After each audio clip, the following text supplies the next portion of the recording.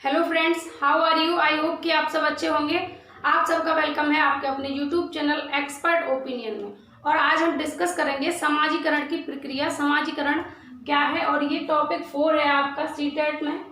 और इससे पहले हम 3 टॉपिक डिस्कस कर चुके हैं, वह आपने नहीं देखे तो आप चैनल पर प्लेलिस्ट बनी हुई है बाल विकास नाम से, तो आप उसे जाकर देख सकते हैं। सीटेट 2020 स्टार्ट करेंगे। समाजीकरण क्या है, तो सबसे पहले ये जान लें कि समाजीकरण होता क्या है। कोई बच्चा जब पैदा होता है, जन्म लेता है, तो जन्म लेते ही उसे ना तो ये पता होता है कि मेरा परिवार कौन है या हमारे पड़ोसी कौन है, मेरा विद्यालय कौन सा है, मेरे टीचर्स कौन है।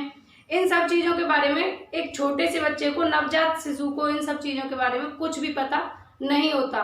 तो इन सब चीज़ों से अवगत कराना, इन सब चीज़ों से वो किसके द्वारा अवगत होता है, तो समाजीकरण के द्वारा इन सब चीज़ों से अवगत होता है। अपने परिवार से, पड़ोसियों से, मित्रों से, सहपाठियों से, अपने विद्यालय से, विद्यालय के टीचर्स से, और समाज, संस्कृति, समाज में रहकर ही संस्कृति और सभ्यता, इन सब चीज़ों को जान पाता है।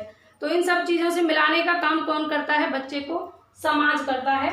यही समाजीकरण है, यानी कि समाज में समायोजन करना, समाज में जितनी भी चीज़ें विद्यमान हैं उन सब चीज़ों को जानना ही समाजीकरण है। तो आगे चलते हैं। समाजीकरण की अवधारणा, समाजीकरण की अवधारणा के बारे में बात कर लेते हैं। तो समाजीकरण की अवधारणा में पहला पॉइंट है, शिशु से सामाजिक प्राणी बनाती है। यानी कि एक बच्चा पैदा हुआ, जब छोटे बच्चे ने जन्म लिया, ये बच्चा पैदा हुआ और इस बच्चे ने जन्म लेते ही ना तो ये जाना कि मेरा परिवार कौन है, मेरे मित्र कौन है, मेरा स्कूल कौन है, या हमारे समाज में क्या रूल्स हैं, क्या नियम हैं, उनको मुझे कैसे फॉलो करना है, कुछ नहीं जानता। यानी कि शिशु से समाजीकरण की प्रक्रिया सामाजिक प्राणी बनाती है। यानी कि बच्चा जब पैदा होता है, पैदा हुआ उसके बाद उसने यहाँ पर आकर, यहाँ समाज में आया, समाज में आकर अपना परिवार देखा, अपने मित्र देखे, अपना घर परिवार कैसे रूल्स हैं, क्या है, तो इन सब चीज़ों को जानने के बाद वह एक सामाजिक प्राणी बन जाता है और रूल्स नियम सबको फॉलो करने लगता है। तो समाज क्या करता है, एक शिशु को, एक नवजात शिशु को सामाजिक प्राणी बनाने का काम करता है हमारा समाज। नेक्स्ट पॉइंट है, सुसभ्य व सुसंस्कृत बनाती है। तो समाज जो है, समाजीकरण की प्रक्रिया एक बच्चे को, एक व्यक्ति को सुसभ्य और सुसंस्कृत बनाती है।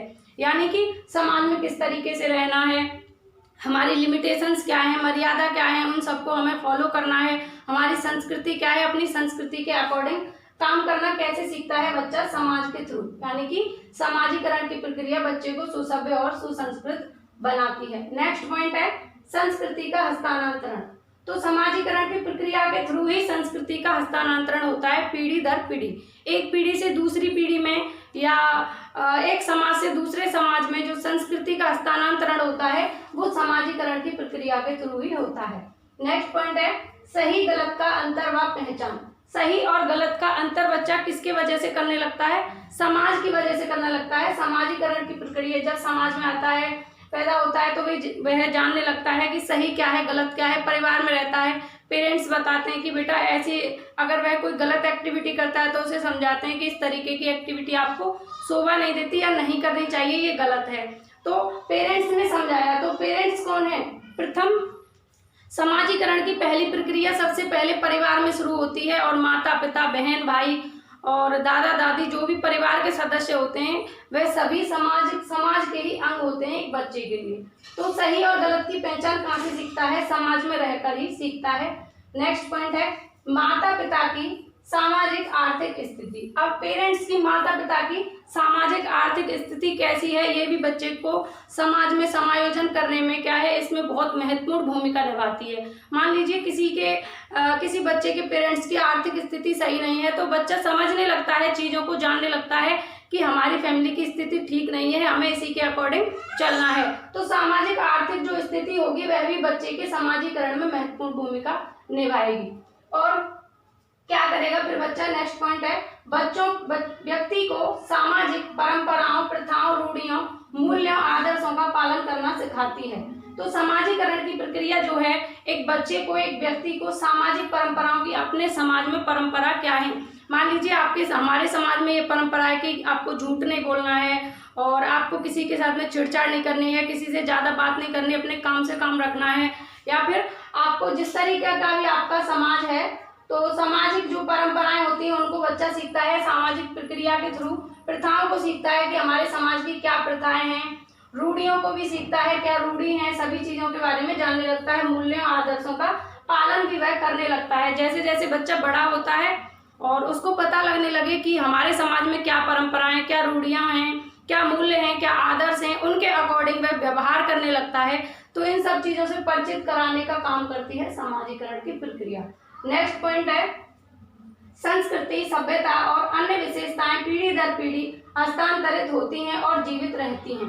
तो जब बच्चा पैदा होता है तो उसे कुछ पता नहीं होता हमारी संस्कृति क्या है, हमारी सभ्यता क्या है, या फिर अन्य बहुत सारी चीजें हैं, उन सब चीजों के बारे में उसे कुछ भी पता नहीं होता। तो समाज में आता है तभी उसे इन सब चीजों की विशेषताओं के बारे में पता लगता है। और ऐसा पीढ़ी दर पीढ़ी होता है, एक पीढ़ी से दूसरी पीढ़ी में ये प्रथाएं हस्तांतरित होती रहती हैं, ये संस्कृति सभ्यता हस्तांतरित होती रहती है। जैसे एक प्रेजेंट का मैं आपको एग्जांपल दूं तो अभी वो चल रहे हैं श्राद्ध, तो श्राद्ध चल रहे हैं। बच्चा जब पैदा होता है तो वो नहीं जानता कि श्राद्ध होती क्या चीज है, लेकिन जैसे जैसे बड़ा होता है तो इन सब चीजों को जानने लगता है कि हमारी संस्कृति क्या है, हमारी परंपराएं क्या हैं, और फिर ये परंपराएं एक पीढ़ी से दूसरी पीढ़ी में हस्तांतरित होती रहती हैं। जानने लगते हैं एक पीढ़ी से दूसरी पीढ़ी में आने वाले सभी नवजात शिशु और उनका समाजीकरण होता रहता है। समाज शास्त्री बॉगार्डस की एक परिभाषा है, बहुत ही फेमस। इन्होंने क्या कहा है समाजीकरण के बारे में? इन्होंने कहा है समाजीकरण समाजीकरण की प्रक्रिया में व्यक्ति सामाजिक कल्याण के लिए एक दूसरे पर निर्भर रहकर व्यवहार करना सीखते हैं, जिससे सामाजिक आत्मनिर्भरता, आत्मनियंत्रण, उत्तरदायित्व तथा संतुलित व्यक्तित्व का अनुभव प्राप्त करते हैं। यानी कि समाजीकरण की प्रक्रिया में क्या करते हैं, व्यक्ति एक दूसरे पर डिपेंड रहते हैं और एक दूसरे पर डिपेंड रहकर व्यवहार करना सीखते हैं।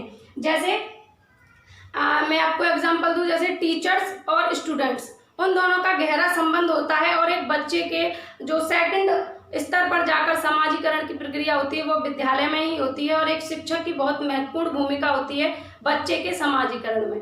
तो एक शिक्षक और एक स्टूडेंट दोनों डिपेंडेंट होते हैं एक दूसरे पर। अगर शिक्षक नहीं होंगे तो विद्यार्थियों का कोई महत्व नहीं होगा विद्यालय के अंदर, और अगर विद्यार्थी नहीं होंगे तो शिक्षक का कोई महत्व नहीं होगा विद्यालय के अंदर। तो व्यक्ति सामाजिक कल्याण के लिए एक दूसरे पर निर्भर रहकर व्यवहार करना सीखते हैं। तो बच्चा शिक्षक के ऊपर और शिक्षक बच्चों के ऊपर डिपेंड रहकर व्यवहार करना सीखते हैं, जिससे सामाजिक आत्मनियंत्रण, उत्तरदायित्व तथा संतुलित व्यवहार का अनुभव प्राप्त होता है। और इस तरीके से क्या करते हैं, जब टीचर्स बच्चों को निर्देशित करते हैं तो वह आत्मनियंत्रण करना सीखते हैं। और क्या सीखते हैं? आत्मनियंत्रण, उत्तरदायित्व और संतुलित व्यवहार करना सीखते हैं, अच्छा व्यवहार करना सीख जाते हैं। और भी बहुत सारे एग्जाम्पल्स हैं इसके, लेकिन ये बहुत सटीक एग्जाम्पल है। एक दूसरे पर डिपेंड रहने की बात यही है, जैसे शिक्षक विद्यार्थियों पर और विद्यार्थी शिक्षक पर, एक दूसरे के बिना दोनों अधूरे हैं और व्यवहार करना सीखते हैं। और ऐसी बात नहीं है कि जो छोटे बच्चे होते हैं उनसे शिक्षक कुछ नहीं सीखते, बच्चों से बहुत कुछ हम लोग सीख लेते हैं और शिक्षक से तो बच्चे सीखते ही हैं। आगे चलते हैं। नेक्स्ट है समाजीकरण के कारक। समाजीकरण के कारक क्या क्या हैं देखेंगे। पालन पोषण। पालन पोषण की बहुत बड़ी महत्वपूर्ण भूमिका होती है समाजीकरण में, ठीक है। ये समाजीकरण को बहुत ज्यादा प्रभावित करता है, बहुत अलग तरीके से और बहुत ज्यादा इफेक्टिव वे में। जैसे किसी बच्चे का पालन पोषण अगर ठीक से नहीं हो पा रहा है तो उसके समाजीकरण में उसे समाज में समायोजन करने में बहुत सारी कठिनाइयां होंगी। जैसे समाजीकरण, बच्चे का पालन पोषण अगर ठीक से नहीं हुआ तो वह कमजोर रह जाएगा और उसे संतुलित आहार नहीं मिलेगा, दुर्बल तरीके का रह जाएगा, कमजोर। तो उसका क्या है, मानसिक विकास प्रभावित होगा, और जब मानसिक विकास प्रभावित होगा तो उसका सामाजिक विकास भी प्रभावित होगा ही होगा, क्योंकि विकास जितने भी हैं सभी एक दूसरे से इंटर रिलेटेड हैं, अंतर संबंधित हैं। नेक्स्ट पॉइंट है सहानुभूति, सिंपैथी। बहुत महत्वपूर्ण भूमिका निभाती है समाजीकरण में। अगर आप बच्चे से सिंपैथी रखते हैं, अच्छे तरीके से बात करते हैं और प्रेम से बात करते हैं तो बच्चा भी वही सीखता है, जो आप उसके साथ व्यवहार करेंगे वही सीखेगा। आप सिंपैथी से बच्चे से व्यवहार करेंगे तो वह भी दूसरों से सिंपैथी जताएगा, दूसरों से भी उसी तरीके का व्यवहार करेगा। तो उसके समाजीकरण में महत्वपूर्ण भूमिका होती है सहानुभूति की, ये एक महत्वपूर्ण कारक है। नेक्स्ट है सहकारिता। सहकारिता यानी कि कोऑपरेशन, सहकारिता यानी सहयोग करना, कोऑपरेशन करना। तो बच्चे एक दूसरे से सीखते हैं, जैसे सहपाठियों में बच्चे होते हैं, सहपाठियों में एक बच्चे ने किसी की हेल्प की तो दूसरा उसे देखकर सीख जाता है, या फिर आप किसी की हेल्प करते हैं तो आपकी भी कोई जरूर हेल्प करता है। तो सहकारिता का गुण भी यहीं से आता है। नेक्स्ट है निर्देश। निर्देश यानी कि डायरेक्शन। जैसे शिक्षक स्टूडेंट्स को डायरेक्शन देते हैं, निर्देश देते हैं, उन्हीं के अकॉर्डिंग बच्चा काम करता है। या घर में पेरेंट्स जैसे निर्देश बच्चों को देते हैं वैसा ही वह कार्य करता है। जैसे आप कहेंगे कि बच्चों आपको झूठ नहीं बोलना चाहिए, तो वह झूठ नहीं बोलेंगे। तो आपके निर्देश बहुत महत्वपूर्ण भूमिका निभाते हैं बच्चे के समाजीकरण में, और ये महत्वपूर्ण कारक है। नेक्स्ट है आत्मीयकरण यानी कि आइडेंटिफिकेशन।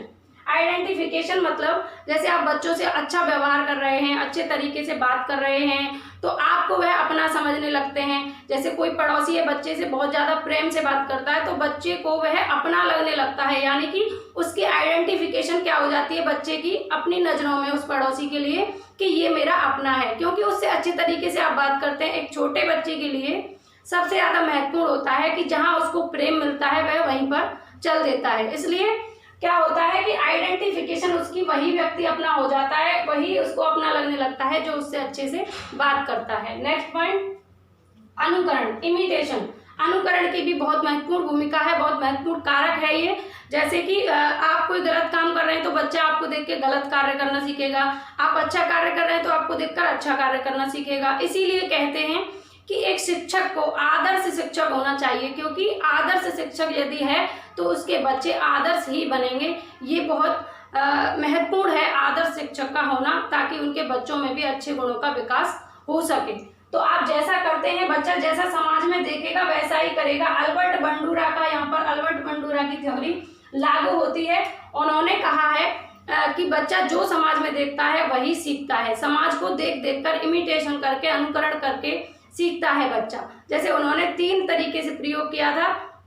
एक बार बच्चों को एक भयंकर, पहले स्नेह वाली मूवी दिखाई, फिर मार धाड़ वाली मूवी दिखाई, तो बच्चों ने क्या किया, जब स्नेह वाली प्रेम वाली मूवी देखी तो वो डॉल के साथ में प्रेम करने लग रहे थे, और जब उन्होंने भयंकर मार धाड़ वाली मूवी देखी तो वह क्या कर रहे थे, डॉल की उन्होंने गर्दन तोड़ दी, डॉल को बहुत बुरी तरीके से पिटाई कर दी थी बच्चों ने। यानी कि जो जैसा बच्चे समाज में देखते हैं वही सीखते हैं। अनुकरण का यही मतलब है, देख देख कर सीखना, इमिटेशन के थ्रू सीखना। पुरस्कार एवं दंड। अब पुरस्कार एवं दंड कैसे समाजीकरण का कारक है।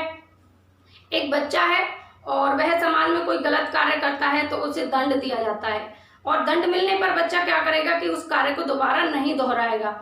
और पुरस्कार यानी कि कोई अच्छा काम करता है, किसी बच्चे ने अच्छा काम किया, किसी स्टूडेंट ने अच्छा काम किया, तो उसको बहुत ज़्यादा उसकी प्रशंसा की जाती है, अरे वो बच्चा तो बहुत अच्छा है, बहुत होशियार है। तो जब उसे प्रशंसा की जाती है उसकी, तो उसका क्या होता है, समाजीकरण अच्छा होता है और वह उसी तरीके का काम करता है। और यदि कोई फील्ड में अच्छा काम कर जाता है, मान लीजिए स्कूल में आपने गेम कराया और गेम में किसी बच्चे ने अच्छी भूमिका निभाई, बहुत अच्छा प्रदर्शन किया, तो आप उसे गिफ्ट देंगे यानी पुरस्कार देंगे। तो पुरस्कृत होने के बाद में वह मोटिवेट होगा। और पुरस्कार और दंड की महत्वपूर्ण भूमिका इसीलिए है कि पुरस्कृत होने पर भी बच्चा मोटिवेट होता है, और दंडित कर देते हैं यदि तो उस काम को दोबारा नहीं करता। तो पुरस्कार और दंड महत्वपूर्ण कारक हैं समाजीकरण के। नेक्स्ट, समाजीकरण करने वाले तत्व। तो समाजीकरण करने वाले तत्व कौन कौन से हैं, किन तत्वों की वजह से समाजीकरण होता है। तो पहला पॉइंट है वंशानुक्रम। वंशानुक्रम किस तरीके से समाजीकरण की प्रक्रिया महत्वपूर्ण है, समाजीकरण की प्रक्रिया में, या समाजीकरण की प्रक्रिया का महत्वपूर्ण तत्व है। तो वंशानुक्रम बहुत महत्वपूर्ण भूमिका निभाता है समाजीकरण में। जैसे पेरेंट्स होते हैं, जैसे मान लीजिए कि कुशाग्र बुद्धि माता पिता की संतान कुशाग्र बुद्धि पैदा हुई, तो समाजीकरण में, समाज में समायोजन करने में एक कुशाग्र बुद्धि बच्चे को बहुत हेल्प मिलती है। और आप मान एक एग्जांपल ये कि जैसे किसी के पेरेंट्स बहुत हंसमुख टाइप के हैं और सभी के साथ में समायोजन कर लेते हैं, तो बहुत ज़्यादा चांसेस रहते हैं कि उनके बच्चे भी उसी तरीके के पैदा होते हैं। और जब माता पिता इस तरीके के हैं तो बच्चे भी इसी तरीके के होंगे, वे समाज में बहुत अच्छे तरीके से समायोजन कर लेंगे। और किसी बच्चे के पेरेंट्स बहुत ज़्यादा गुस्से वाले, आक्रामक व्यवहार वाले होते हैं, तो उनके बच्चों के भी ऐसे ही व्यवहार के होने के चांसेस रहते हैं। इसलिए समाजीकरण की भूमिका में वंशानुक्रम की बहुत महत्वपूर्ण भूमिका है। जैसे पेरेंट्स होते हैं वैसे ही गुण बच्चे में हस्तांतरित हो जाते हैं। नेक्स्ट पॉइंट है परिवार। अब परिवार कैसे महत्वपूर्ण है समाजीकरण में। सबसे पहला प्राथमिक अगर समाजीकरण करने वाला तत्व कहें तो सबसे पहला तत्व परिवार ही होता है, क्योंकि बच्चा जब जन्म लेता है उसके बाद सबसे पहले वह अपने परिवार से मिलता है। उस परिवार से मिलने के बाद जब थोड़ा बड़ा होता है तब वह बाहर की दुनिया से मिल पाता है, पड़ोसियों से, विद्यालय से, अपने आसपास के सहपाठियों से, सबसे बाद में मिलता है। लेकिन सबसे पहले किससे मिलता है? परिवार से मिलता है। परिवार में माता पिता, बहन भाई, चाचा चाची, दादा दादी, जितने भी सदस्य होते हैं वो सभी महत्वपूर्ण भूमिका निभाते हैं बच्चे के समाजीकरण में, क्योंकि सबसे पहले बच्चा जो परिवार में सीख कर जाता है वही बाहर पेश आता है। नेक्स्ट पॉइंट, पड़ोस। पड़ोस, परिवार से जब बच्चा निकलता है देन 3 ईयर के बाद में जब बच्चा बाहर खेलने निकलता है, अपने सहपाठी, छोटे छोटे फ्रेंड बना लेता है, एक टोली बना लेता है अपनी, तो उसमें क्या है, खेलने कूदने लगता है, तो वह उसका समाजीकरण करती है वह प्रक्रिया, यानी कि अपने सहपाठियों के साथ में रहकर भी उसका समाजीकरण होता है। एक दूसरे के साथ में खेलना, एक दूसरे से बात करना, एक दूसरे के साथ समायोजन करना कहाँ से सीखता है? पड़ोस से ही सीखता है। नेक्स्ट है विद्यालय। विद्यालय किस तरीके से महत्वपूर्ण है, समाजीकरण का किस तरीके से तत्व है। विद्यालय में बच्चा जाता है और ये सेकेंडरी आपका समाजीकरण का सेकेंडरी पॉइंट होता है, यानी कि प्राथमिक समाजीकरण होता है बच्चे का परिवार में और द्वितीयक होता है विद्यालय में। ये बहुत इंपॉर्टेंट है, यहाँ से बार बार क्वेश्चन पूछा जाता है कि बच्चे का प्राथमिक समाजीकरण कहाँ पर होता है। तो आपको ध्यान रखना है, प्राथमिक हमेशा परिवार होगा और सेकेंडरी हमेशा विद्यालय होगा। परिवार कभी सेकेंडरी नहीं होगा और विद्यालय कभी प्राइमरी नहीं होगा। इन दो बातों को आप ध्यान रखेंगे तो आपका 1 नंबर पक्का हो जाएगा। आपका 1 नंबर आने से कोई रोक नहीं सकता यहाँ से, और ये हर बार पूछा जाता है, सीटेट में बार बार पूछा जाता है। अब विद्यालय की बात करते हैं। विद्यालय किस तरीके से समाजीकरण का तत्व है। तो विद्यालय में बच्चा जब जाता है तो उसकी बस पहले क्या होता है कि वह अपने परिवार तक, अपने पड़ोस तक सीमित रहता है, लेकिन जैसे ही विद्यालय में जाता है उसे विभिन्न व्यक्तित्व वाले बच्चे दिखाई देते हैं, अलग अलग व्यक्तित्व विभिन्नताओं वाले बच्चे मिलते हैं, कोई किसी तरीके का है, कोई किसी तरीके का है, लेकिन वहां जाने के बाद बच्चा सभी के साथ समायोजन करना सीखता है, टीचर से मिलता है, अपने अध्यापक का अनुकरण करना सीखता है, अपने अध्यापकों की बात मानना सीखता है, अध्यापकों के निर्देशों पर चलना सीखता है, बहुत सारी नीतियों को सीखता है, नैतिकता सीखता है, बहुत सारी चीजों को विद्यालय में जाकर सीखता है। और दूसरी भूमिका इसीलिए विद्यालय की बताई गई है क्योंकि परिवार और पड़ोस फर्स्ट पर आ जाते हैं, लेकिन आपको ध्यान रखना है परिवार हमेशा फर्स्ट पर होगा और विद्यालय हमेशा सेकंड पर होगा। अगर ऑप्शन में आपको फर्स्ट में परिवार और पड़ोस दे दे तो आप सही कर सकते हैं, क्योंकि परिवार वहां पर इंक्लूड है, लेकिन जहां परिवार नहीं होगा वहां पर फर्स्ट नहीं लगाएंगे, प्राथमिक नहीं लगाएंगे, और जहां विद्यालय होगा वहां कभी आपको परिवार होगा वहां हमेशा फर्स्ट लगाना है, ये ध्यान रखना है। परिवार होगा वहां हमेशा फर्स्ट लगाना है, प्राथमिक लगाना है, प्राइमरी लगाना है, और विद्यालय होगा वहां हमेशा द्वितीयक लगाना है। इतनी सी बात याद रखेंगे। नेक्स्ट पॉइंट है साथी, यानी कि सहपाठी, सहयोगी। अब सहपाठियों के साथ खेल कूद करता है, उनके साथ बैठकर पढ़ता है, कार्य करता है, टीचर समूह में बैठकर कार्य कराते हैं, जैसे बोर्ड पर कोई काम दे देते हैं और कहते हैं बेटा श्याम पट से उतार लो, तो एक दूसरे के साथ में बैठकर सहयोग में बच्चे कार्य करते हैं, अपने सहपाठियों के साथ में सीखते हैं, इसी से उनका समाजीकरण होता है। नेक्स्ट है समुदाय। समुदाय यानी कि समाज में बहुत सारे समुदाय होते हैं और समुदायों से भी बच्चा विभिन्न प्रकार की चीजें सीखता है। मान लीजिए उसने अपना एक फ्रेंड सर्कल बना लिया, एक अपना समुदाय बना लिया, एक अलग समुदाय बनाकर उसमें रहने लगा, उस समुदाय के क्या रूल्स हैं, क्या नियम हैं, उन सबको फॉलो करने लगता है, समायोजन करने लगता है। नेक्स्ट है धर्म। धर्म किस तरीके से समाजीकरण का तत्व है। अलग अलग धर्मों में अलग अलग रूल्स होते हैं, अलग अलग संस्कृति होती है, अलग अलग धर्मों की सभ्यता अलग होती है सभी की, और सभी धर्मों में अलग अलग नियम्स होते हैं किसी कार्य को करने के, विवाह, शादी या फिर और भी बहुत सारी चीजें होती हैं, सभी धर्मों में अलग अलग तरीके से होती हैं। तो बच्चा जिस धर्म का होता है उसी धर्म से रिलेटेड चीजों को सीखता है, उसका समाजीकरण कैसा होता है, अपने धर्म से रिलेटेड होता है। बहुत सारी चीजों को तो अन्य धर्मों से भी सीखता है, लेकिन फोकस ऑन अपने धर्म पर बच्चे का ज्यादा होता है।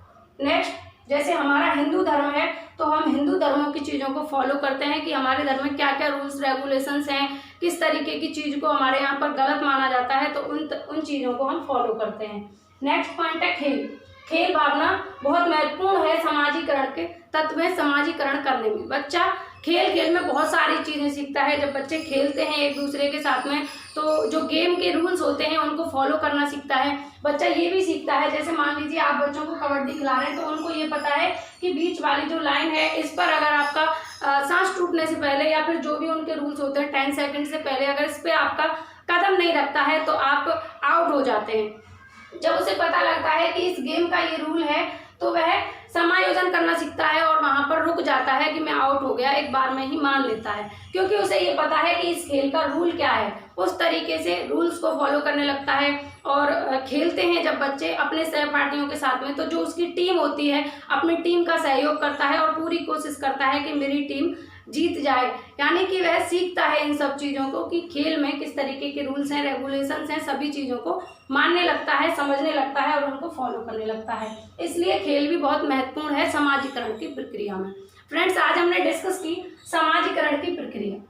इसको मैंने बहुत अच्छे तरीके से समझाने का प्रयास किया है और फिर भी आपका कोई क्वेश्चन, कोई क्वेरी हो तो आप कमेंट सेक्शन में हमें लिखकर बता सकते हैं। हम पूरा प्रयास करेंगे आपके डाउट्स क्लियर करने का, क्योंकि यहाँ पर कोई डाउट आपका रहना नहीं चाहिए। हमारा उद्देश्य ही यही है, आपके सभी डाउट्स क्लियर करना। और मैं अगर समाजीकरण की प्रक्रिया से बात करूँ तो आप यहाँ से ये दोनों पॉइंट जरूर याद रखेंगे। यहाँ से क्वेश्चन बनता है, आपका क्वेश्चन हमेशा बनता है यहीं से, इसलिए मैं बार बार यहीं पर फोकस कर रही हूँ ताकि यहाँ से आपका क्वेश्चन गलत ना हो। परिवार हमेशा प्राथमिक होगा, विद्यालय हमेशा द्वितीयक होगा, ये ध्यान रखना है। क्योंकि सबसे पहले बच्चा परिवार में आया, परिवार को जाना, बाद में विद्यालय गया, तो सबसे पहली प्राथमिकता परिवार की और द्वितीयक प्राथमिकता विद्यालय की, ये आपको ध्यान रखना है। बाकी का आप इससे रिलेटेड कोई भी क्वेश्चन कभी भी पूछ सकते हैं कमेंट करके। आज के लिए बस इतना ही, फिर मिलते हैं नेक्स्ट सेशन में। Take care, Radhe Radhe.